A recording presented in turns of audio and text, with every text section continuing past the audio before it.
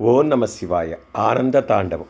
మహాజ్ఞాని అయిన వ్యాఘ్రపాతుడు ఒకనాడు తెలైవనంలో లింగ పూజలు నిర్వర్తించి పార్వతీ సమేతుడైన ఈశ్వరుణ్ణి తన తాండవ నృత్యంతో సకల భువనాలను ఆనందపరచమని ప్రార్థిస్తాడు.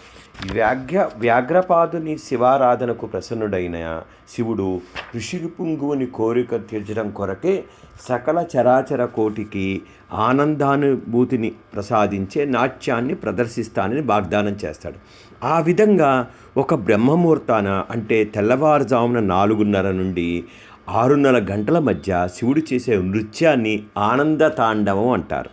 మరి తెలైవనంలో ప్రతిరోజు బ్రహ్మముహూర్తాన శివుడు ఈ నృత్యాన్ని నిర్వహిస్తూ ఉంటాడని ప్రజల నమ్మకం.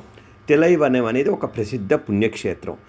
మార్గశీర్ష మాసంలో ఆరుద్ర నక్షత్రం రోజున చిదంబరంలో కూడా నటరాజస్వామి ఆలయంలో చిత్రసభా మండపంలో ఈ ఆనంద తాండవం అనే నృత్యాన్ని నేటికి నిర్వర్తిస్తూ ఉండటం అనేది అనాదిగా వస్తున్న ఆచారం. ఈ ఆనంద తాండవం చూడటానికి చాలా బాగుంటుంది. తెలైవనంలోనే ఈ ఆనంద తాండవం ప్రారంభమైంది. స్వస్తి.